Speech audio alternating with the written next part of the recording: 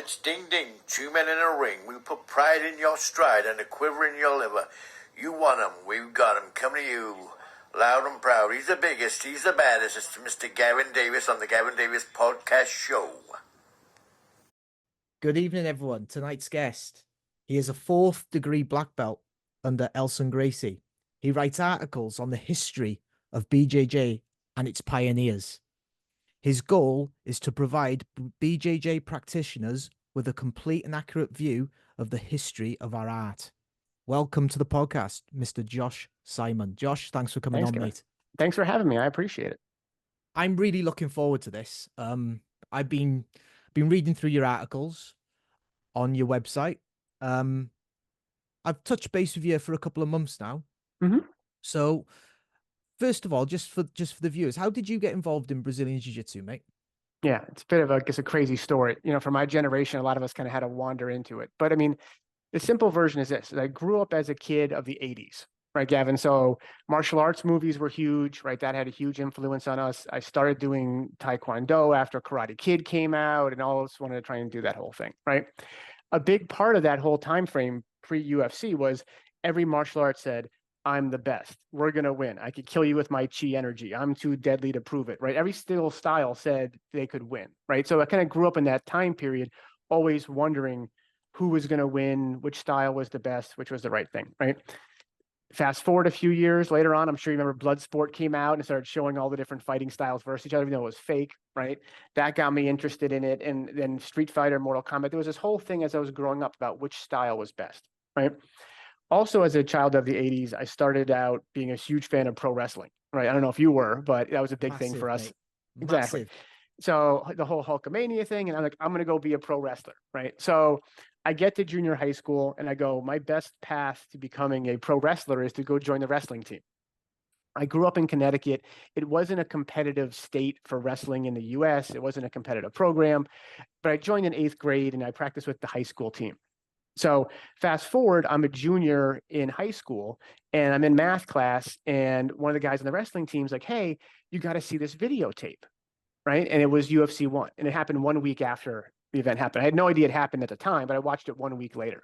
Yeah. And I was just blown away. Like, I think a lot of people from my generation seeing real fighting for the first time. You know, I bought the first UFC 1 t-shirt. I wore that for years and years and years. I watched UFC 1 to UFC 6 still in high school. And me and my friends from the wrestling team are trying to duplicate the submission. We couldn't figure out what was going on, right? I think we identified more with like Ken Shamrock and Dan Severn, you know, as being more wrestlers, and didn't look at jiu-jitsu as being a grappling art. It was some sort of other weird thing we couldn't figure out, right?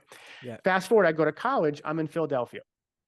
And I'm saying, like, you know, they give you that list of activities and sports and clubs that they have in college, and it says Jiu-Jitsu Club, right?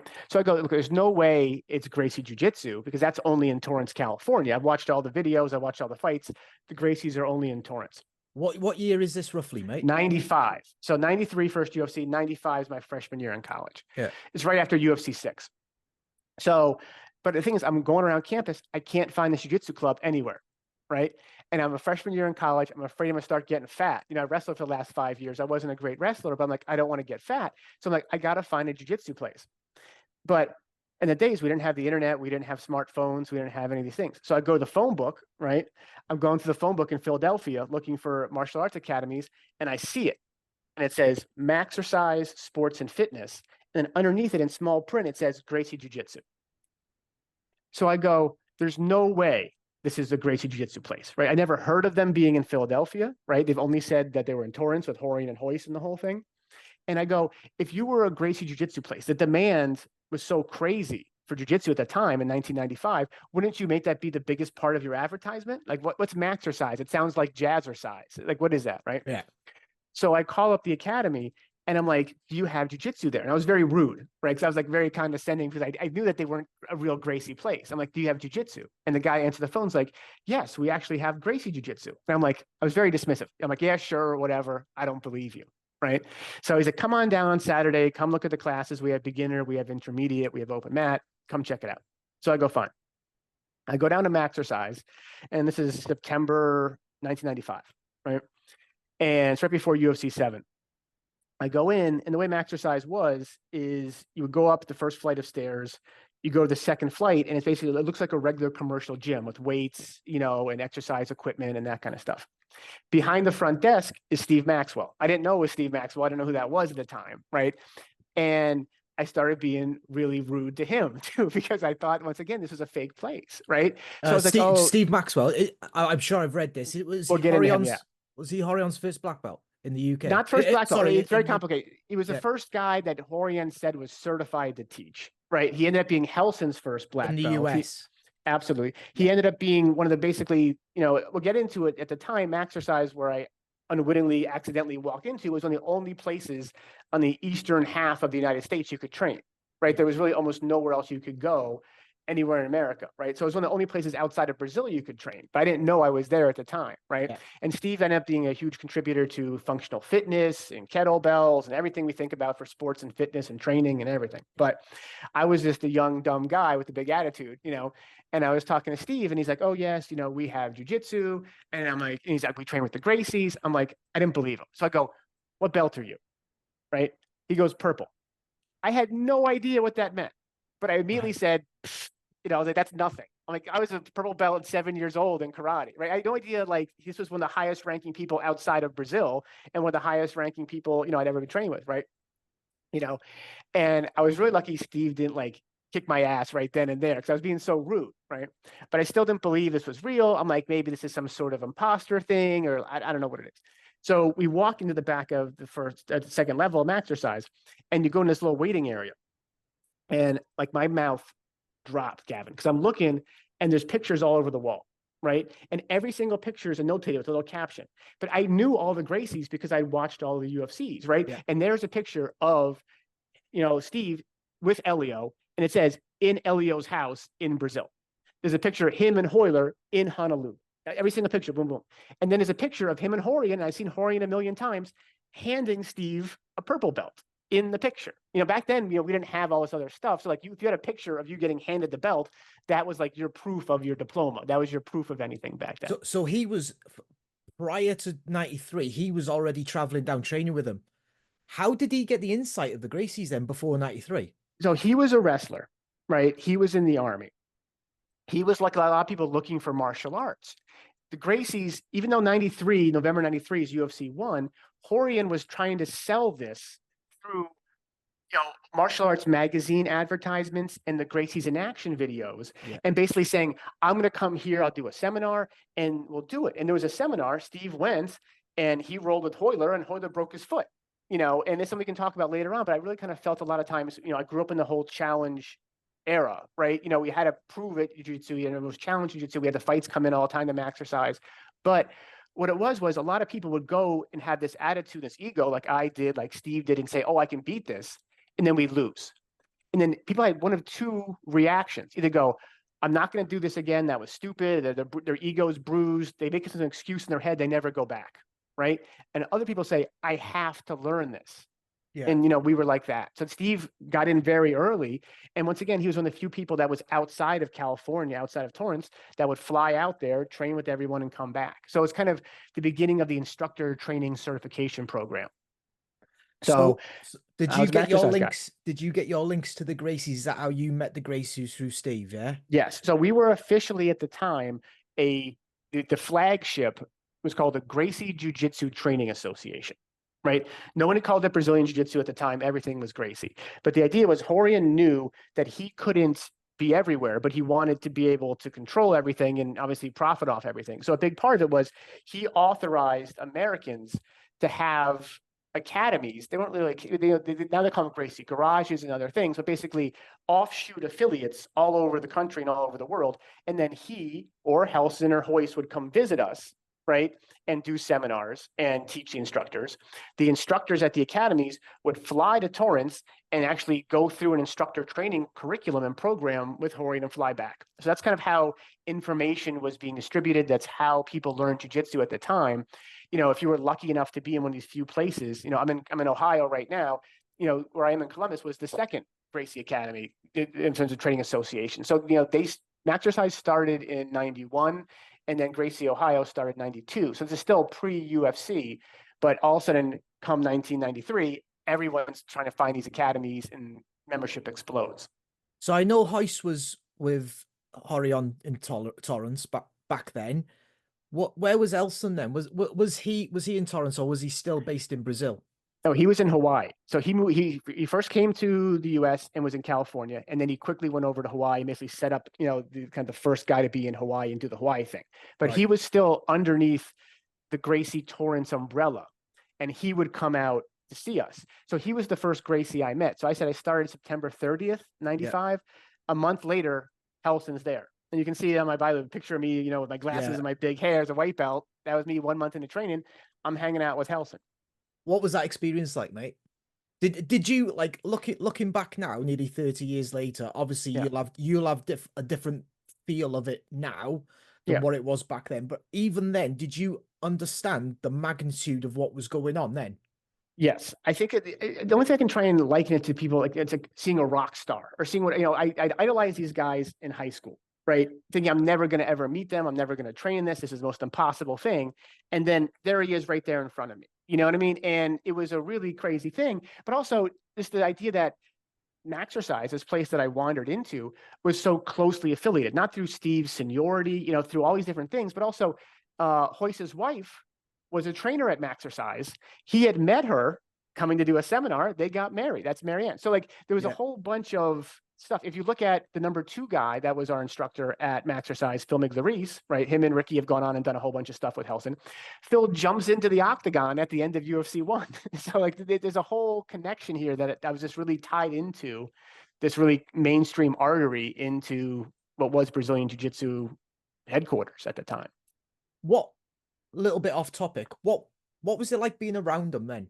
What was it? What were they like? Were they quite chilled out, just proper Everyone like was very different. Everyone was very yeah? different, right? So Helson always had this intensity, right? Right. And we can talk about that. Once again, everyone else will tell you Helson's the one guy that you don't want to get into a street fight, right? And he's always very intense. He Yeah. always had stories of fights, right?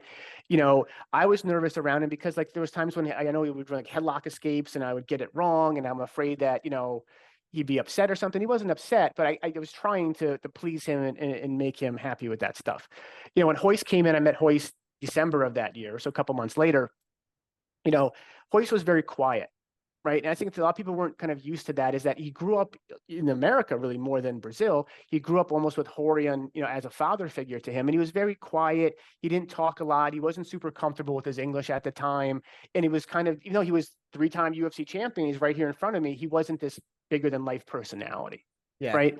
Horion's always Horion. You know what I mean? So like what you see with Horion's what you get in terms of, and I think if you look at, Henner today is very similar in terms of very charismatic, very good salesman, very good presentation, very good, articulation, and this kind of how they control things is very similar that way. I spent time with Hoker, spent time with Hoyler. I did one seminar with Hickson, not a lot of time with that, but they're all very different. It's the way I kind of perceived it at the time. Okay. Going back to Elson, Hmm?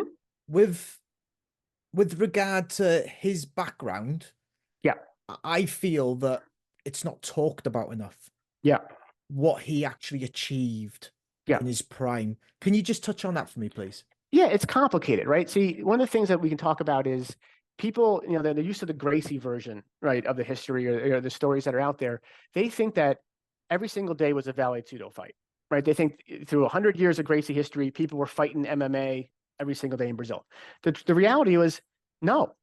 There was long periods of time, years and years and years, even decades, where Vale Tudo was banned, either hard banned or soft banned.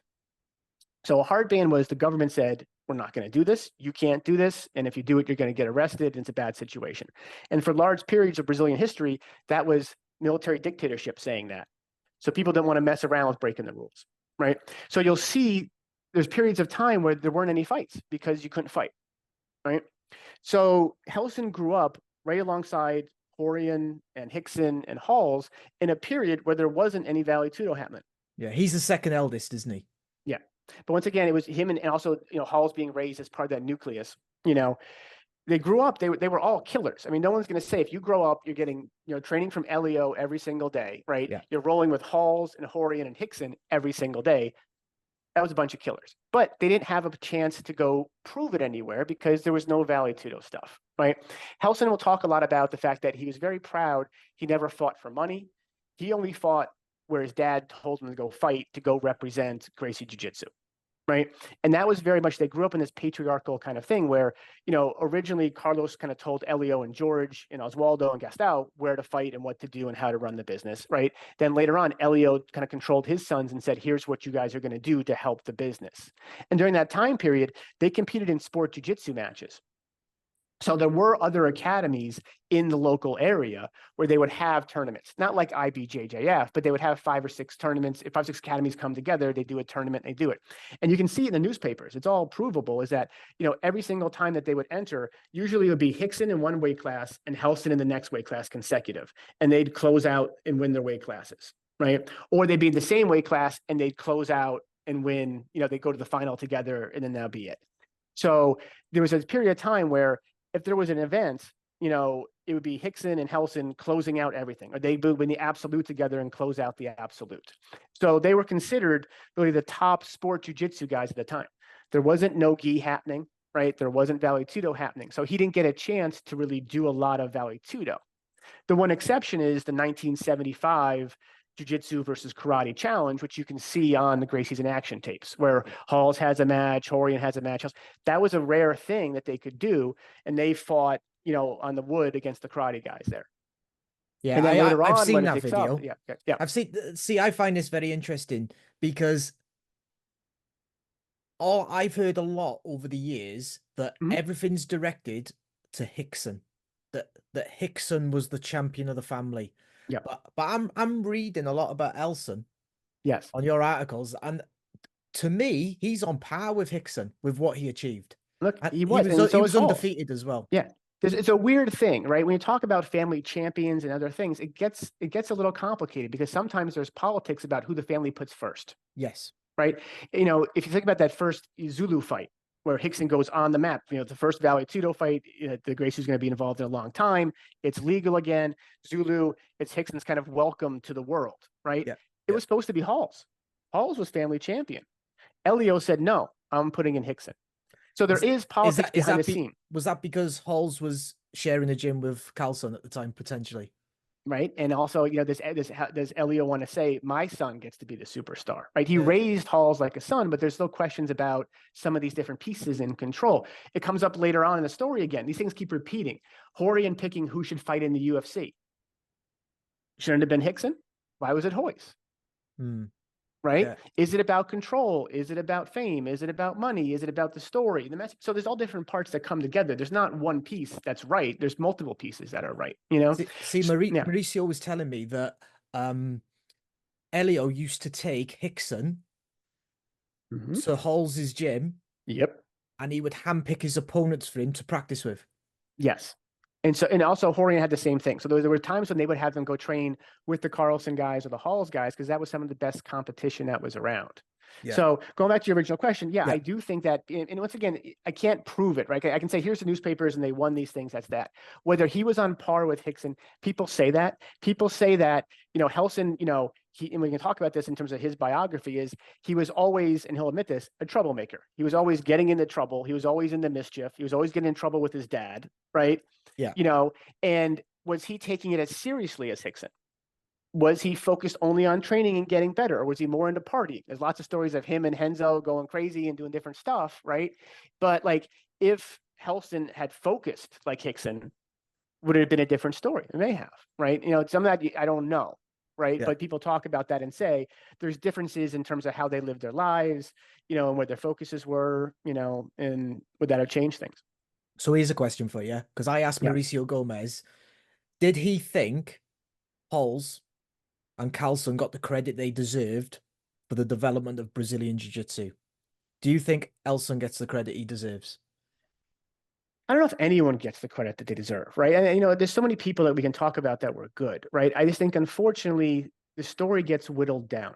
I think they're better than good, though. I think there's good, and I think like Elson, Hickson, Hollis, all these people, I think they're the creme de la creme. Oh, it is. There is, but there's so many people we'll talk about. We'll talk about George. We'll talk about different people that done things no one has any idea, but when we get done talking about George, Gavin, I guarantee this, George will be your favorite Gracie of all time. Okay, all right. That's what I'm saying. But there's these guys out there that they were removed from the story, right? Yeah. When Horian told the story. Now, they can be removed from the story because you go, I need to create a simple story, a simple narrative, so people latch onto it and like it and understand it and can follow it, not have 500 people. Okay, that's one aspect.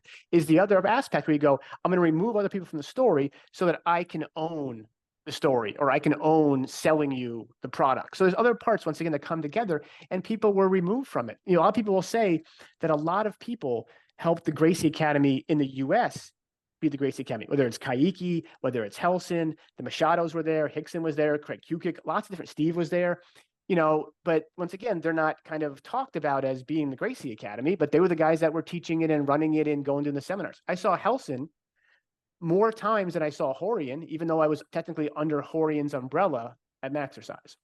Helson would come visit us all the time. So there's different people that are behind the scenes, to your point, that are developing, they're coaching, they're refereeing, they're doing these different things, but people don't know about it.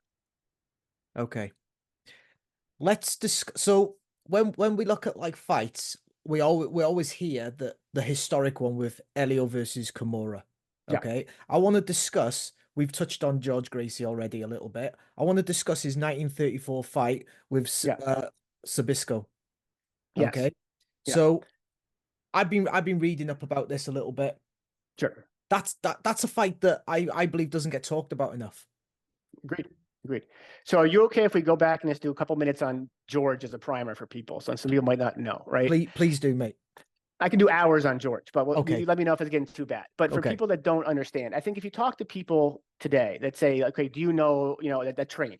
And you go, do you know about the Gracies? They go, yes. Do you know about the first generation? Yes. They'll tell you a little bit about Carlos.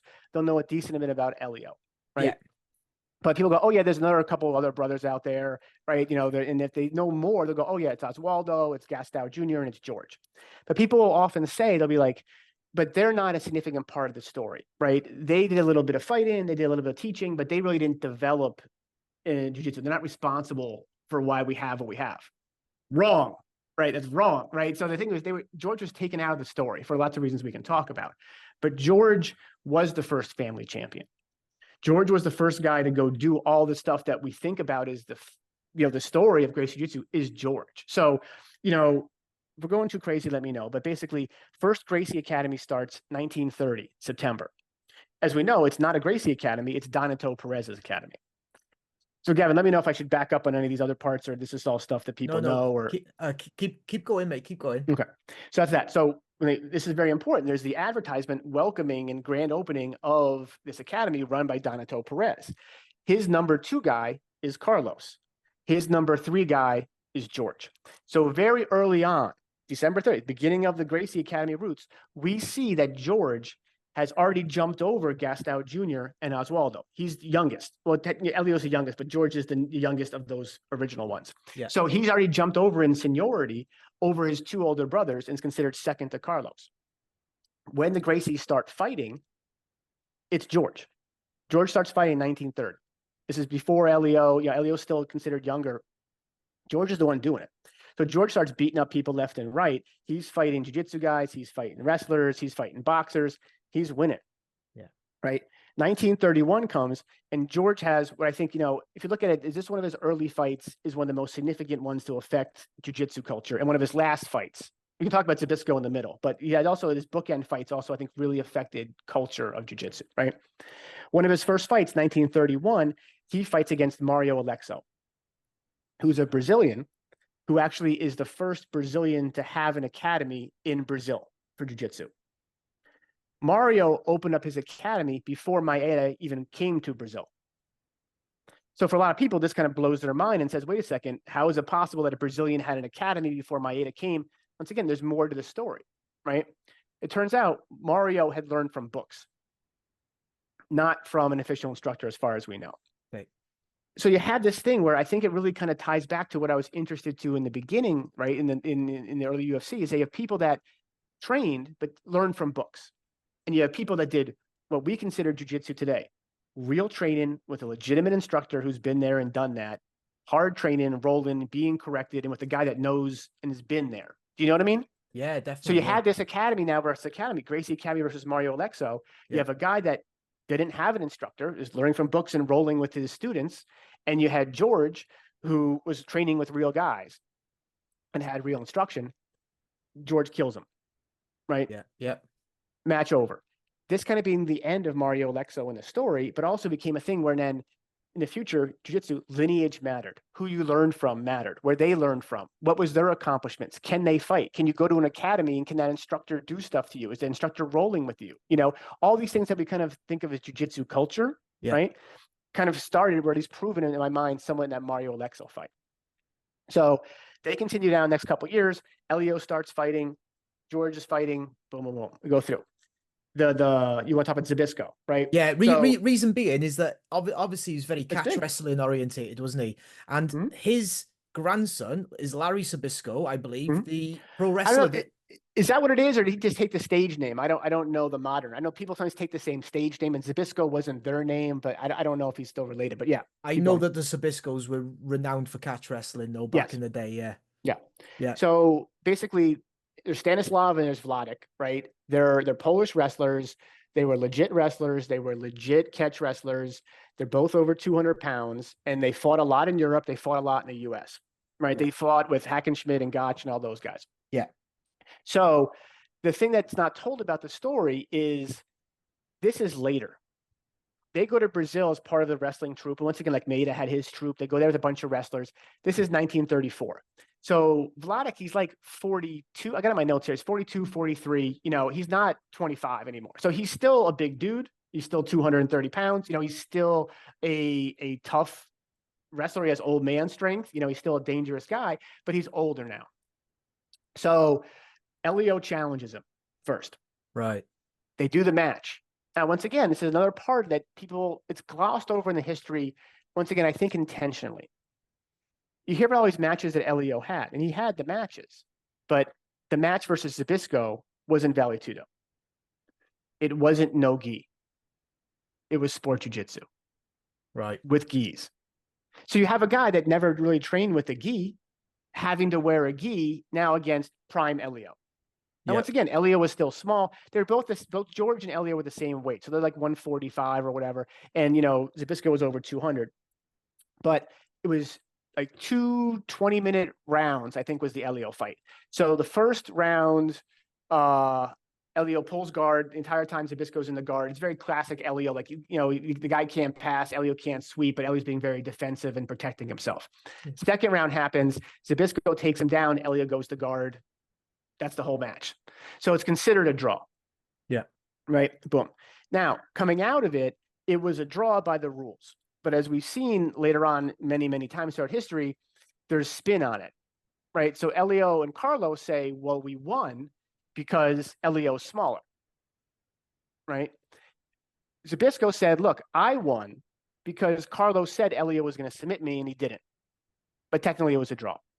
Yeah, that gi can make up for a lot of if you don't know what you're doing with that gi, that can make up for quite a bit of weight. And they put a lot of the wrestlers in gis, and they did that. So that happened a lot of times to get an advantage, right? And that's when we talk about the difference between Carlos and Elio on one side and George is Elio and Carlos would spend a lot of time negotiating a rule set to be advantageous to them. George didn't care. George just wanted to fight.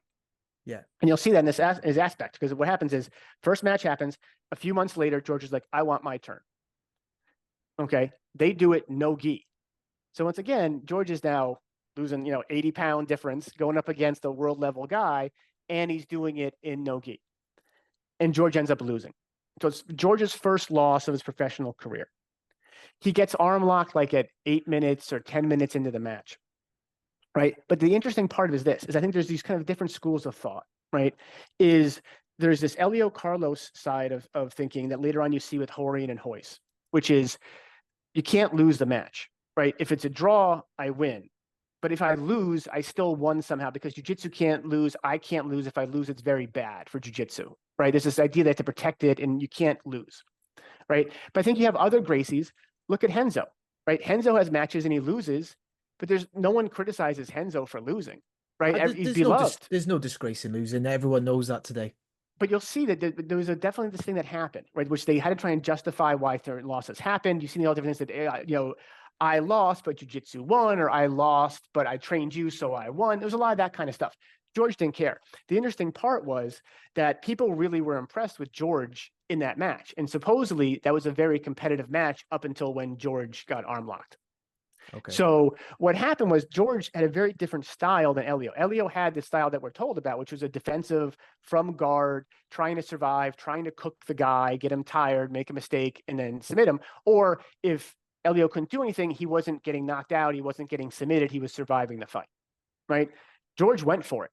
And, Elio and George fought a lot of the same people. Elio may have had draws, but George will have wins against those same guys, but he'd have losses too. Okay. So the question is philosophically, who do you like better, right? And different people can look at different styles and say that's better because Elio didn't lose and he kept himself safe and other stuff. Because people said, look, that's boring. George is going there trying to win and trying to do stuff, and he knows he might lose, but he's trying. So you can see kind of two different philosophies at play there. Yeah. Right, mate. We're gonna have a break. What I Okay. want to do just before we go to a break, I want you to tell everyone on my channel where they Yeah. can read your articles, mate. Absolutely. So if you go to bjjhistory.org, that'll take you directly to my articles. And I also make t-shirts, as you guys can see, on, that basically the famous fighters, the famous fights and stuff like that. On Instagram, I'm History of BJJ. And either way, you can contact me on any one of those and we go from there. Yeah, everyone, they're worth a read. Really, really good stuff there. So we're going to go for a break and we'll be back for part 2. Perfect.